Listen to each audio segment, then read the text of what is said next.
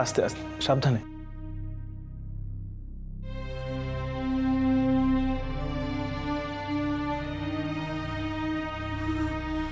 কি রে মা, কি চেহারা করেছিস? কি কাণ্ড করলি বল দেখিনি মা। বাবা, বাবা, এত চিন্তা করো না বাবা, আমার কিচ্ছুটি হয়নি গো।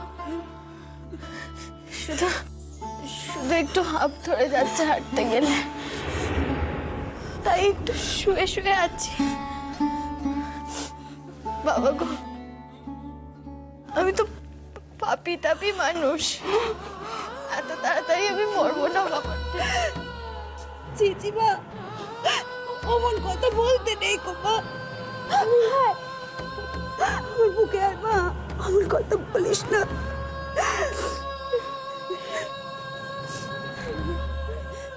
তোর এইরকম অবস্থা, অথচ দেখ তোর বাবা আর মাকে কেউ একটিবারের জন্য কোনো খবর দেয়নি গো। এই যে ঠাকুরজি, কি চাইছো তোমরা? হ্যাঁ, আমার মেয়েটাকে তিলে তিলে মেরে ফেলতে চাইছো নাকি? হ্যাঁ,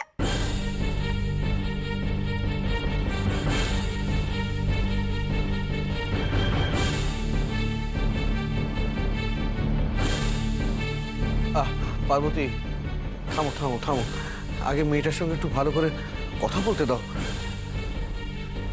মা, মা, এনাদের এনাদের কোনো দোষ নেই মা।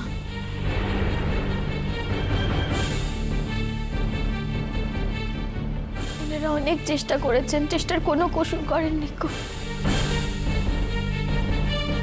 আমি আমি ডাক্তার দেখাইনি। জানি না বাবু, বুঝিও না, যে বাড়িতে ধন্বন্তরী ডাক্তার বাস করে সে আমার মেয়েটাকে দুধাক ওষুধ খাওয়াতে পারলো না গো। হ্যাঁ, আপনারা সুধাসুধি আমার বাসার মানুষগুলির দোষী বানাইতেছেন। আপনি কো মায়া তো শিশু না যে জোর কইরা তারে ঔষধ খাওয়াইতে হইব, তা নাইলে সে খাইব না। গরজ খান তো তারই বেশি হনের কথা, তাই না? সূর্য, তোমার সব কথা তো বুঝলুম, তো তোমরা যখন আমার মেয়ের সঙ্গে এটে উঠতে পারছিলে না, তখন আমাদের একটা খবর তো উচিত ছিল। আমরা একটা বন্দোবস্ত করতে পারতাম। না বাবা, না, উনি অনেকবার আমাকে বলেছিলেন। আমি শুধু ভাবছিলাম যে কি ভাবছিলি? কি ভাবছিলি মা?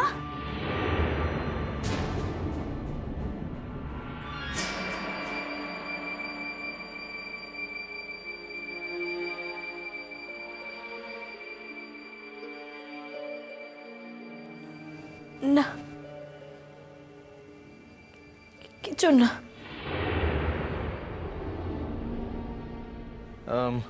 এখন ডাক্তারের নিকট লইয়া যামু, এখন বাইর না হইলে। বাবা জীবন, তুমি আমার মেয়ের জন্য অনেক করেছো।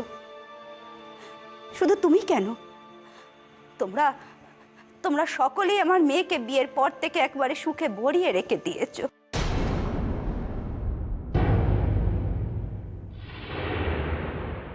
দেখো পার্বতী, তুমি যদি কথা বলো তাহলে তুমি বলো, আমি বরং। আসলে মেয়ের জন্য যত না দরদ, তার থেকে অনেক বেশি মাথা ব্যথা আমাদের কথা শোনা নয়। একটা সুযোগ পেয়েছে তো দাদা, সদ্ব্যবহার করতে হবে না বলো? হ্যাঁ তাই, যদি তোমরা তাই মনে করে থাকো তাই। এক কানে কথা বলে রাখি, কান খুলে শুনে রাখো তোমরা। আমার মেয়ের যদি কোনো ক্ষতি হয়েছে, আমি কিন্তু তোমাদেরকে ছেড়ে কথা কইব না গো, বলে রাখলু। মা, মা চুপ করো না মা, তুমি তো দেখছো আমি চেঁচিয়ে কথা বলতে পারছি না।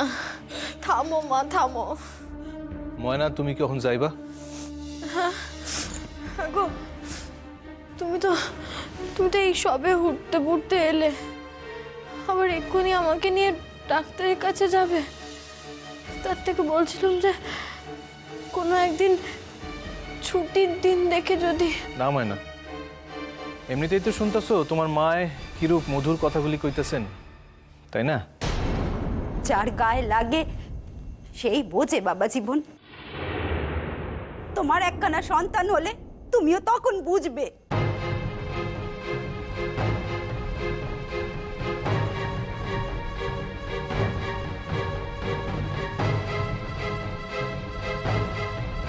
মানে চলো তোমার দেখা আনি, ওরা না হয় ততক্ষণ বসুন। আমি বলছিলাম কি যে এতদিন যখন ডাক্তার দেখানো হয়নি তখন আজ বরঞ্চ থাক, আমি ওকে বাড়িতে নিয়ে যাই, সুস্থ করে না হয়। কথাটা বোধহয় সেরকম নয় দাদা। ও যদি এতদিন আমাদের কথা শুনতো তাহলে এতদিনে সুস্থ হয়ে ঘোরাফেরা করতো, কিন্তু এত বড় মেয়েকে তো আর জোর করে কথা শোনানো যায় না, বলো? হ্যাঁ মানছি, দোষ হয়তো আমার মেয়েরই, কিন্তু বাবা হয়ে মেয়ের এই হাল তো আমি আর সহ্য করতে পারছি না। তাই বলছিলাম যে ওকে বরঞ্চ আমার বাড়িতে নিয়ে যাই, সেখানে সুস্থ করে তারপর না হয়। দেখেন, আমি যখন ডাক্তারের অ্যাপয়েন্টমেন্ট খান নিছি তখন আমারে আমার কাম খান করতে দেন, তারপর প্রয়োজন হইলে আমি না হয় আপনার মায়েরে আপনার বাসায় পৌঁছায় দিয়ে আসুন।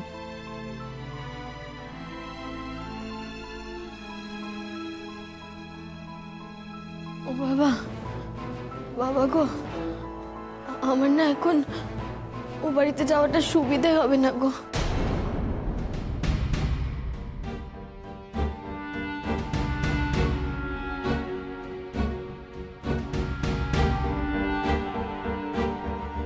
তার মানে দেখো ময়না, সুধা শুধু আমগরে দোষের ভাগে কইরো না। আমগর তো সবটাতেই দোষ। ওনারা যা কইতাছেন সে শোনো। বাকি কটা দিন আমি এই বাড়িতে আমার স্বামীর কাছে থাকতে চাই মা। আপনারা আপনারা আপত্তি করবেন না।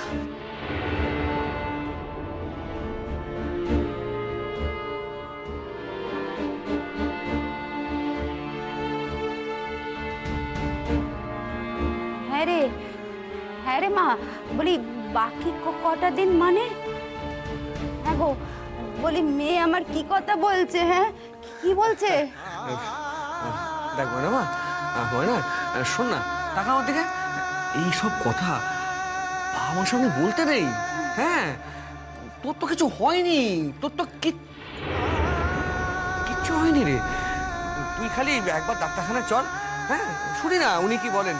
হ্যাঁ, দুদাক ওষুধ খেলে ও সব সব সব সব ঠিক হয়ে যাবে। ঠিক হয়ে যাবি। মনে মনে জানান পেয়েছি আমি, তাই আর এই শেষ কটা দিন কোথাও যাব না, এ বাড়ি ছেড়ে কোথাও না। মা, চল দেখিনি, চল তো, তোকে একটু সুন্দর করে সাজিয়ে গুছিয়ে দিই। হ্যাঁ, তুই চল আমাদের সঙ্গে, আমাদের বাড়িতে চল। হ্যাঁ না মা, আমি এখন কোথাও যাব না। আচ্ছা আচ্ছা, ঠিক আছে ঠিক আছে, তোকে বাড়ি যেতে হবে না। তুই বলছ এখন ডাক্তারখানায় চল। হ্যাঁ চল, চলো বাবা, আমরাও তোমাদের সঙ্গে যাব। চল। একটু দাঁড়াও দাদা, ছোট চট করে একটু জানা চা বা একটু শরবত কিছু। যাইতেছি দিদি। থাক, আমাদের মেয়ের এই অবস্থা দেখে আমাদের গলা দিয়ে চা শরবত কোনোটাই নামবে না।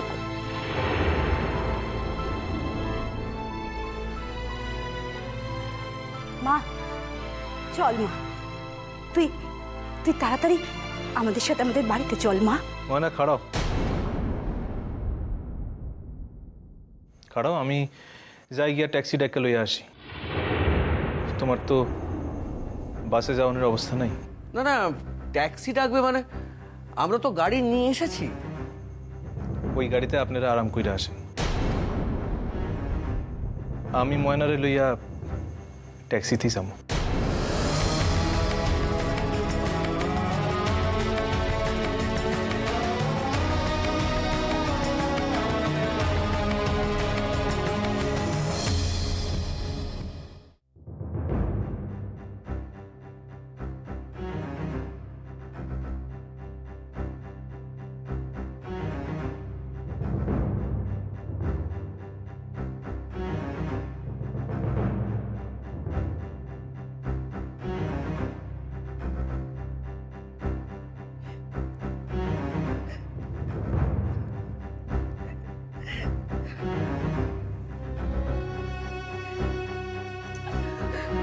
দিদিভাই, ও দিদিভাই, এত কান্নাকাটি করো না।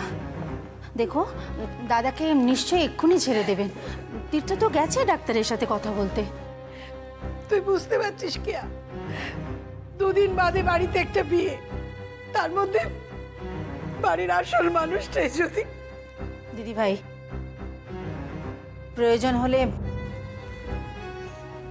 হলে এই বিয়েটা আটকাতে হবে।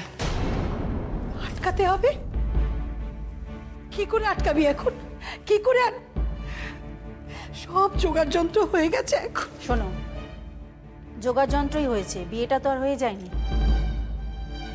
মেয়েটা অতক্ষণ ধরে দাদার ঘরে কেন ছিল, কি এমন কথাবার্তা বলল, সেটা না জানা পর্যন্ত না বিয়েটা হতে দেওয়া যাবে না দিদিভাই। নিশ্চয়ই এমন কিছু বলেছে যেটা শুনে দাদা সহ্যই করতে পারেননি। কি রে, কি কথা বলেছে? আমার মনে হয় দিদিভাই, মেয়েটা ওর জীবনের কোনো চরম সত্যি কথা বলে ফেলেছে। ওর জীবনের চরম সত্যি? সেটা কি? আমি জানি না দিদিভাই, জানলে তো আমারও এত টেনশন হতো না। তবে মনে হয় ও যে স্মৃতিহারা মেয়ে নয় সেটা বলেছে। ওরও যে একটা অতীত আছে, এবং সেই অতীতটা নিশ্চয়ই ভয়ঙ্কর একটা কিছু, যেটা শুনে দাদা... আচ্ছা, মেয়েটা যদি বললই, তাহলে আগে বললো না কেন বলতো?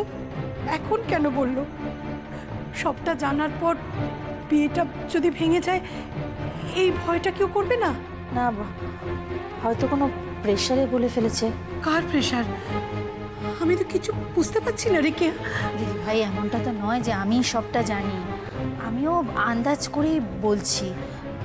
হতেই তো পারে এমনটা যে ও ভেবেছে বিয়ের মাত্র আর 2 দিন বাকি, এই শেষ মুহূর্তে বিয়েটা ক্যান্সেল করা যাবে না, তাই... ওই তো সৌম্য আসছে। শুধু সৌম্য নয় দিদি ভাই, সঙ্গে আরো একজন আসছে, দেখো। কে রে?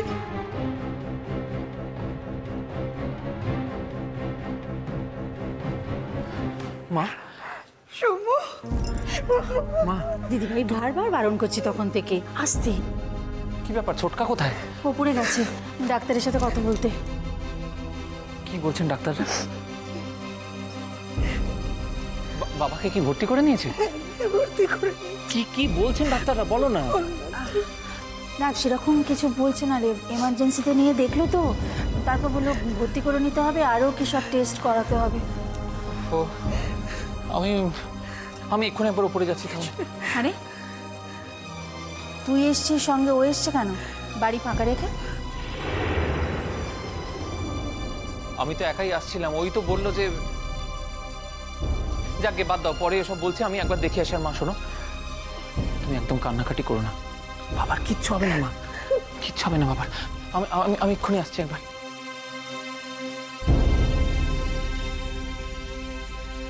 এই দাঁড়া, তুই কোথায় যাচ্ছিস? তুই যাবি না? মেজমা, আমি জেঠুমনির কাছে যাইতেছিলাম। না, তুই আর জেঠুর কাছে যাবি না। তুই জেঠুর ঘরে ছিলি, কি বলেছিস না বলেছিস আমরা কিচ্ছু জানি না। সেই থেকে জেঠুর এই অবস্থা, মানুষটা সুস্থ না হওয়া পর্যন্ত। না জি ভাই, তুমি ভুল কথা বলছো। সুস্থ না হওয়া পর্যন্ত নয়, ও তখনই দাদার কাছে যেতে পারবে যখন আমরা বুঝতে পারবো যে ও দাদার কাছে গেলে দাদার আর কোনো রকম ক্ষতি হবে না। মেজমা, আমি তোমাদের কথা দিতেছি মেজমা, আমার লিখে কোনো ক্ষতি হইব না। আমি... রঞ্জা, তুই কিন্তু অলরেডি ক্ষতি করে ফেলেছিস। আমার লিখে যদি ওনার কোনো ক্ষতি হইয়াও থাকে, তাহলে তা পূরণ করানোর দায়ও আমার মেজমা। আমি তা পূরণ কইরা দিব না, তার মানেই তো এই যে তুই... মেজমা, আমি তোর এই কথাই করতে গেছিলাম যে এই বিয়েখানা আমি করতে পারব না। তার মানে তুই হঠাৎ এই সময় এই কথা কেন বলতে গেলি রঞ্জা? না, তোর যদি এই কথা বলার ছিল তাহলে 2 দিন আগে বললি না কেন? এখন এই সমস্ত কিছু জোগাড় যন্ত্র হয়ে যাবার পর এই কথা শুনে দাদা এমন শক পেয়েছেন যে আজ শরীরের এই অবস্থা তার।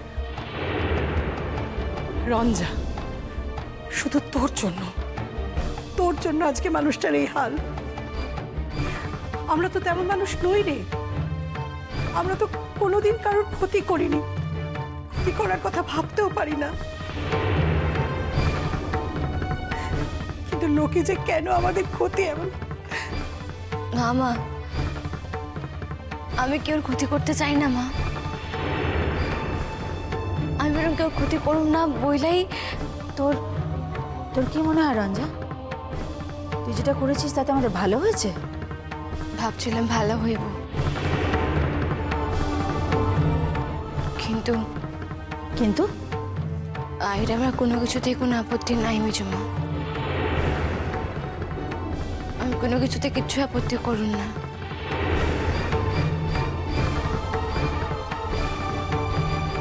জেঠুমনি যা চাইবেন তাই হইব। মা শুধু এই কথাগুলো না আমারে ওনার নিকটে গিয়ে কইতে দেন, তা নইলে যে আমি মনে শান্তি পাইতেছি না মা। রঞ্জা, আমরা আর কোনো রকম রিস্ক নিতে পারবো না। তুই এখানেই থাক, তুই ওপরে যাবি না। ওই তো সৌম্য আসছে।